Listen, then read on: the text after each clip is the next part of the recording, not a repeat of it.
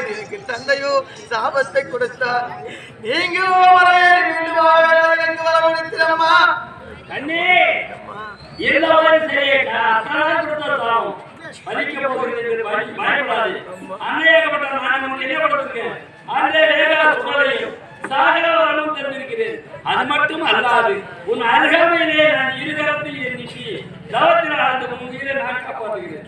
அஞ்சி கலங்காது போய் வருவார்.